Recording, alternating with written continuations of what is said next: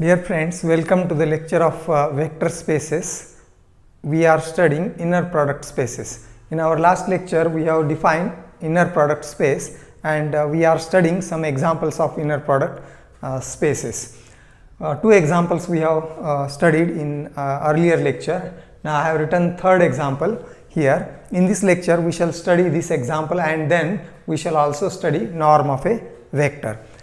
See, this is the example third. Let V be the set of all continuous complex valued functions on the closed unit interval 0 to 1, and if f of t and g of t belong to V, define the inner product of these two functions of t as, this is the notation for inner product of f of t and g of t is equal to integral from 0 to 1 f of t into conjugate of g of t into dt. So we have to show this defines inner product on V. Now what is the definition of inner product? I shall revise in brief. There are three properties to be satisfied by the inner product.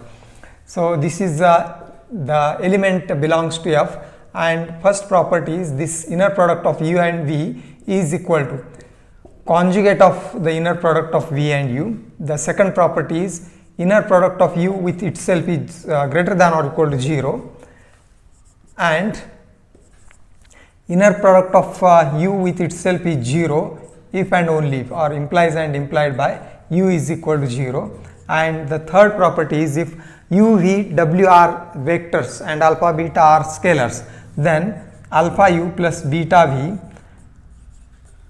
inner product of alpha U plus beta V with W is equal to alpha into inner product of U with W plus beta into inner product of V with W. So these are the properties of inner product spaces, and we have to in place of U and V, here we have these two functions. V is the space of functions, complex valued functions in the closed interval, unit interval 0 to 1. The length of this interval is 1, and the product is defined by in terms of this integral 0 to 1 f of t into conjugate of gt into dt, and we shall show that this product satisfies all these three properties. Now the solution for this is, first we have to show that, or we shall show that this property will be here, that is inner product of f of t and g of t is equal to the conjugate of inner product of g of t and f of t. So we have to show this. For that purpose, we shall first show the result as earlier, from right side to left side. We shall form this inner product, take its conjugate of this inner product and show this is equal to inner product of f of t and g of t. So we have now see what will be g of t, inner product of g of t and f of t. Interchange f and g here, and therefore it will be integral from 0 to 1. First function will be g of t and the second will be conjugate of f of t, and therefore now we shall take its conjugate. That is conjugate of g of t, inner product of g of t with f of t is equal to conjugate of this whole integral g of t conjugate f t dt, and conjugate of this, taking conjugate on both sides. But we know the conjugate of the integral is equal to the integral of the conjugate of the integrand. That means we have to take the conjugate of this function integrand, and thus this will be integral 0 to 1 g of t into conjugate of f of t and its conjugate dt. So actually the result is since integral z dz, conjugate of this is equal to, or f of z, if f of z is a complex valued function, then conjugate of this integral is equal to integral of conjugate of f of z. This result we have used. We have taken the conjugate of the integrand. Now what will be this one? This is further equal to, that means this left side is equal to integral 0 to 1, and we know the property of conjugate of product, that is conjugate of each, that is g of t, conjugate of g of t into double conjugate of f of t. And this is double conjugate of f of t is f of t, and therefore this will be integral 0 to 1 g conjugate of g of t into f of t dt. And you see this is exactly the same as this integral. So because this is a product, it is commutative, and thus this is equal to inner product of f of t and g of t. So this is equal to, or I shall write here, that is, so this is integral 0 to 1 f of t conjugate of g of t dt, and which is equal to inner product of f of t and g of t. And thus we have started with conjugate of, that means this side, conjugate of inner product of gt with f of t, and we have proved it is equal to the inner product of f of t and g of t. So the first property is verified of the inner product space. Now we shall of the inner product, and now we shall consider the second property, that is to show that inner product of f with f itself is greater than or equal to 0. This is greater than or equal to 0, and inner product of f of t with itself is equal to 0 implies and implied by, or it is if and only if f of t is equal to 0. So this we shall prove, and now we form this inner product, use this definition. So we have, see, we have inner product of f of t with f of t is equal to integral 0 to 1. gt is replaced by f of t, and therefore this function g will be replaced by f, and this integral becomes integral 0 to 1 f of t into conjugate of f of t dt. But we know that a function into its conjugate is mod of the function square of mod of that function, that is mod ft whole square dt, or the result is z bar is equal to mod z square. And because this is square is not negative, greater than or equal to 0, and the integrand is greater than or equal to 0, therefore the integral is also greater than or equal to 0. So this is greater than or equal to 0 since, or you can write since f of t square, mod of f of t square is greater than or equal to 0, and thus we get the first part of this result. Inner product of f of t with itself is greater than or equal to 0, non-negative. Now the second part is easy also. See, if you have f of t, inner product of f of t with f of t, and that is equal to 0, this is equal to 0, this implies and implied by, this is the symbol for implies and implied by. But what is this product that is calculated here? And that is integral 0 to 1 mod of f of t whole square dt is equal to 0, and thus this means we have calculated here by definition. So this integral is 0, and because it is positive or non-negative, mod f of t greater than square is greater than or equal to 0. So therefore when this will be 0 if and only if this f of t is 0. So this implies and implied by f of t, mod of f of t is 0, or that means f of t is 0. So thus the second part of the Second property is also proved. Now we shall consider the third. So what is the third? It is to show that if we have to consider three vectors here to show that if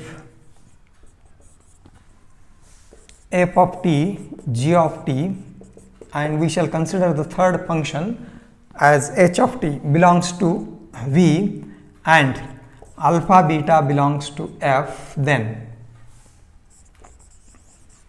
the field, then the inner product of alpha times f of t plus beta times g of t and or the inner product with this with h of t is equal to, this is equal to alpha times inner product of f of t and h of t plus beta times the inner product of g of t with h of t. So this is the next result that we have to show. This is the third property to be satisfied for inner product. And see, we will consider the combination this first. We shall obtain the expression for this combination. This is linearity property, alpha f of t plus beta g of t. So we have alpha times f of t plus beta times g of t is equal to, or yes, or see, that is obvious. F is not given, these are only the functions, complex valued functions, and therefore this expression will remain same, and directly we shall obtain the inner product of this with h of t. So we have this with h of t, inner product of this with h of t, and that is equal to, see, according to this definition, see how the inner product of two functions is defined. It is integral from 0 to 1 first function into conjugate of the second. So here what is the first function is this much, and therefore this will be integral from 0 to 1 first function, that is alpha f of t plus beta g of t. This is first function into conjugate of the second. What is the conjugate of the second function? That is conjugate ht dt. And now this can be simplified using the properties of integral, and we can multiply by conjugate ht to this the combination, and that can be written as alpha times f of t into conjugate of h of t plus beta times g of t multiplying by this conjugate ht to both the terms, beta times g of t into conjugate of h of t dt. So this is the expression for, or dt we can separate, and now this integral can be written as separating the integrals. We have alpha beta are scalars, these are the members of this field f, and therefore this alpha can be written outside the integral, and we shall separate also the integrals. So alpha integral 0 to 1 f of t into conjugate of h of t and with respect to dt plus beta integral 0 to 1 of, see what is in the integrand is g of t into conjugate of h of t dt. See, separating the integrals and writing the constant outside the integral, we get these two integrals separate. But what is the first part? This is alpha, see this one, this will be by the definition inner product of f of t with h of t.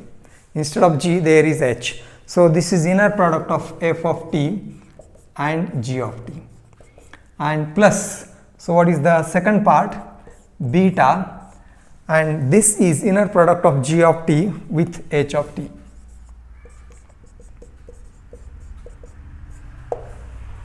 And this is what we wanted to prove.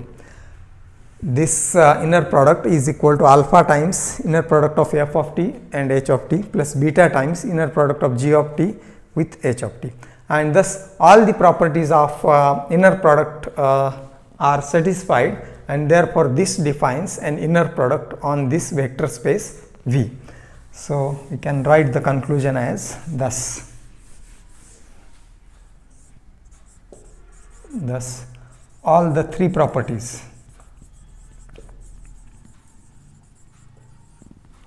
of inner product are satisfied.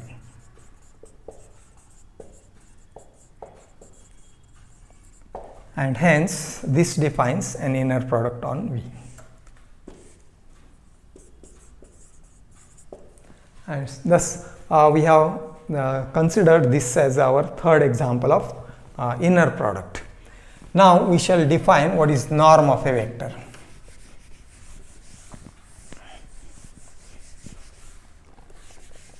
So we now write the definition for norm of vector. Let, or if V is a vector, if small v belongs to the vector space we denote by capital V. V is a vector in capital V, then the length of V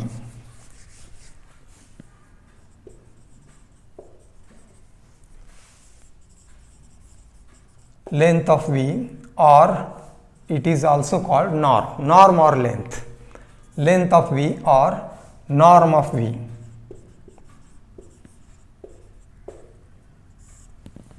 denoted by, it is denoted by this notation, double bar. It is put in double bar. V, small v is put in double bar. This is norm of V. We read it as norm of V, denoted by norm V is defined by, that is defined by norm V is equal to under root of inner product of U with U. It is V. So inner product of V with V. So this is the definition of norm, or which is also known as length. It gives actually the magnitude of the vector, length of the vector, and therefore it is either known as norm. Generally we say it is norm. It is also a length, but we say norm. Norm of V is equal to square root of inner product of V with itself. So that is the definition for norm, or that can also be written as, if you write the square, then this will be norm square, or norm V square is equal to the inner product of V with V itself. So this we have to remember. Now we shall prove a result as a lemma, and that we write as our first result, lemma 1. Let u v belongs to the vector space V and alpha beta belongs to F. Then we will have the inner product of this alpha combination, alpha u plus beta v with itself, alpha u plus beta v is equal to. So this is equal to, and the expression is like this: alpha bar, inner product of u with u, plus alpha beta bar, the inner product of u with v, plus alpha bar beta, the inner product of v with u, plus, and there is 4 terms. There are beta into conjugate of beta, inner product of v with v. So this is the result as our first lemma. Here u and v are vectors, alpha beta are scalars. This only depends on the inner product properties, and we shall prove, it is easy to prove. So we have to prove the inner product of this combination, alpha u plus beta v with itself is having this expression. Now the proof of this lemma.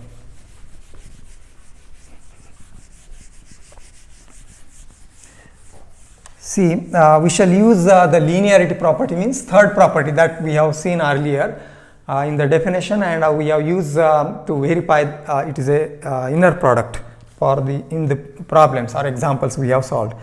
Now the proof of this lemma by the linearity property.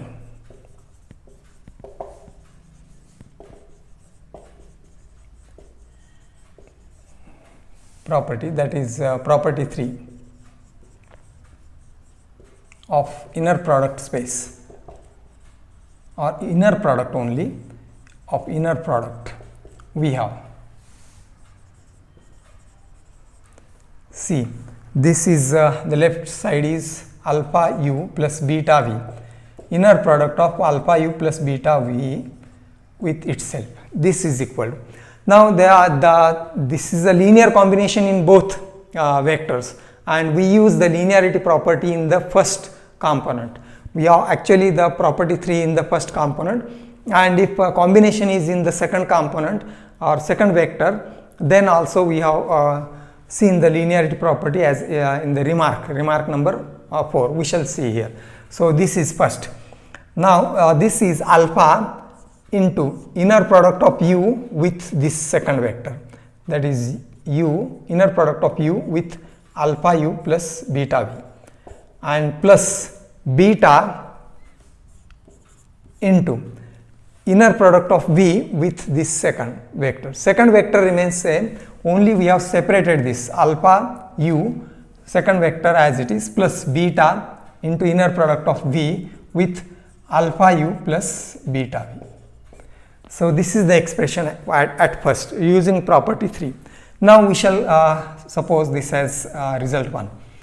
Now we shall write these two separately. Now we have further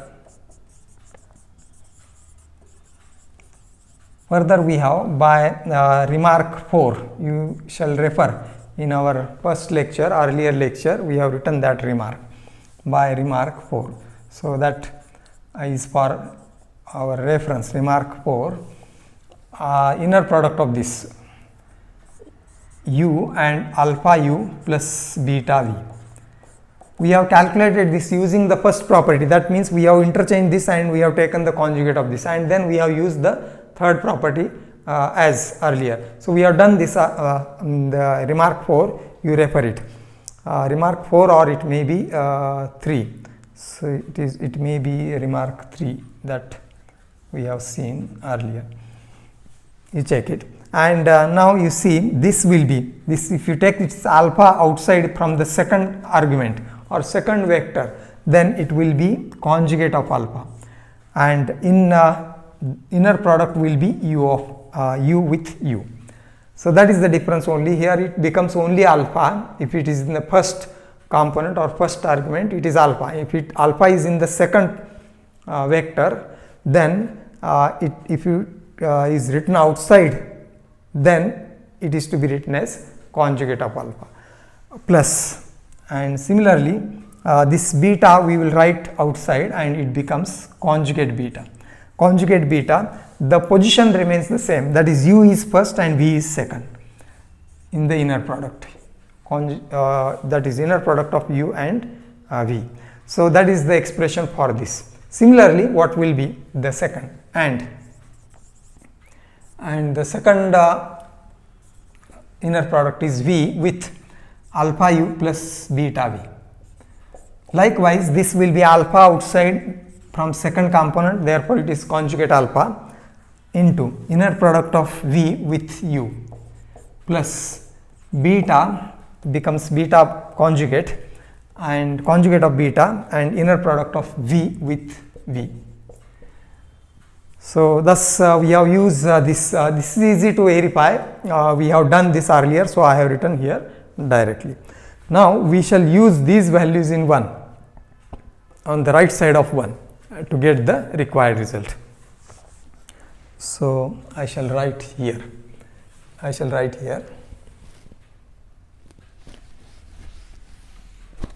so putting these in 1 or using these in 1 in RHS of 1, we get,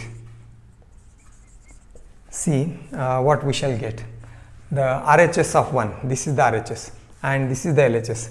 So that is alpha u plus beta v, inner product of this with itself, and is equal to alpha, and this expression is here. So alpha, and it is multiplied by alpha bar into this. So this is to be multiplied by alpha. So it will be alpha into alpha bar u, inner product of u with u, and alpha into beta bar. We are substituting this here, and therefore alpha bar into inner product plus alpha beta bar into this inner product. That inner product is of u with v.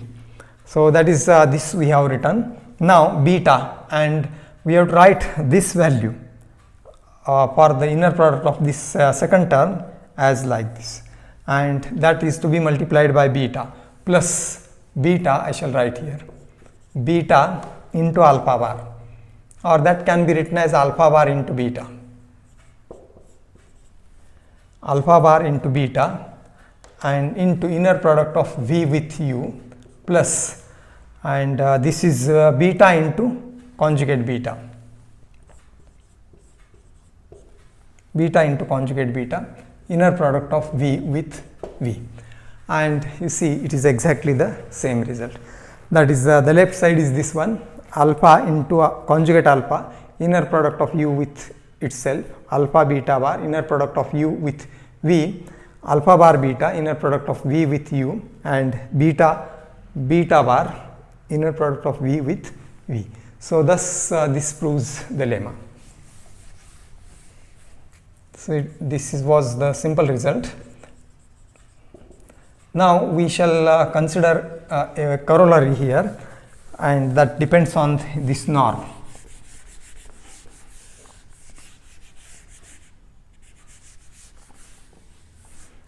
So we write as corollary.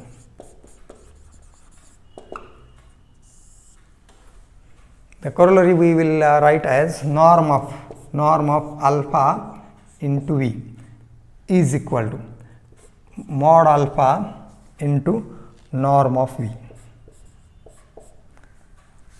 V belongs to v, alpha belongs to f. So this we shall prove.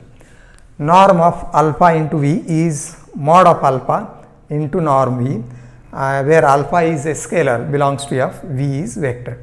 Now we shall prove this corollary using this definition, and also we will use this lemma 1.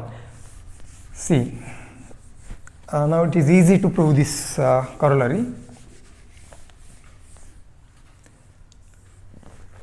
I shall write the proof here, proof of the corollary.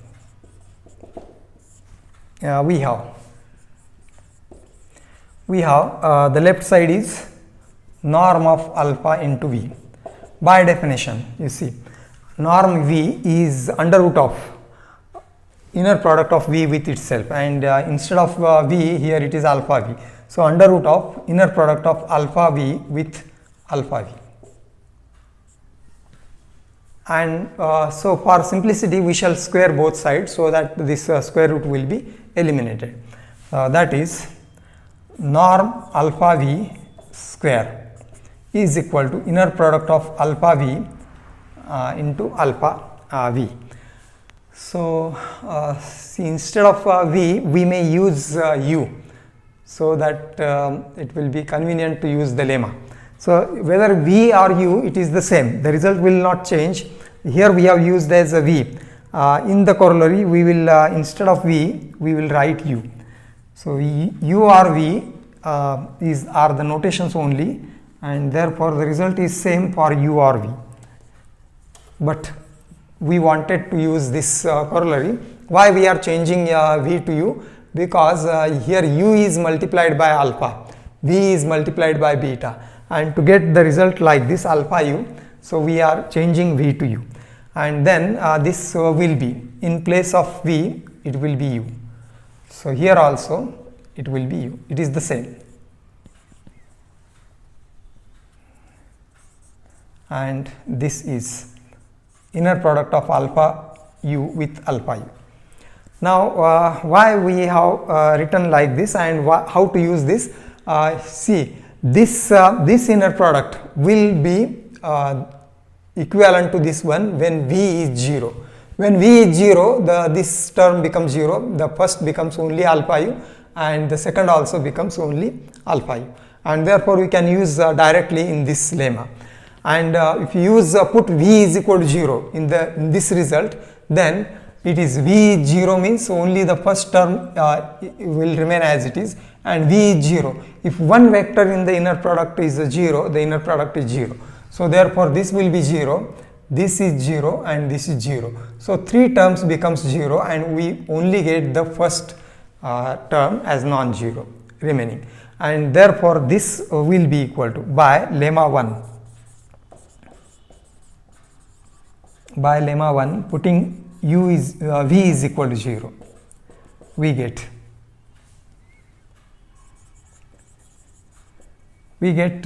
norm alpha u square is equal to, this will be alpha into alpha bar inner product of u and u. Or without using the lemma also we can use the property of inner product, and that can also be written like this. See, alpha u and inner product of this alpha u with alpha u, this is by linearity property, this alpha is taken outside and it will be u alpha u, and if you take alpha outside from the second component or second vector, then it becomes conjugate of alpha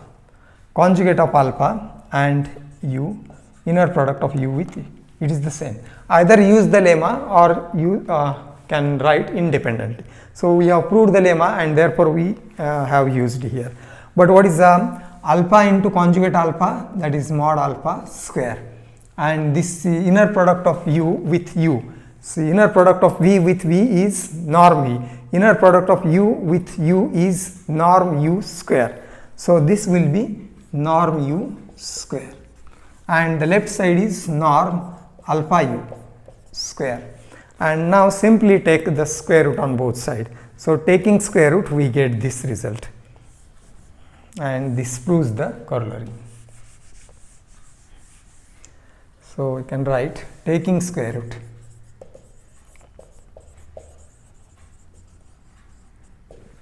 we get this one, and this proves the corollary. So this is also a result to be remembered, that is norm of alpha into u. If you take this scalar outside, it becomes magnitude of that scalar, magnitude or mod alpha into norm u, and thus we have studied what is meant by norm of a vector. This is the definition, or equivalently this can be written as norm v square is equal to inner product of v with v, both are the same. And then we have proved a lemma, this lemma we have proved, and this corollary that we have proved. So remaining part we will continue in our next lecture. Thank you for watching the lecture.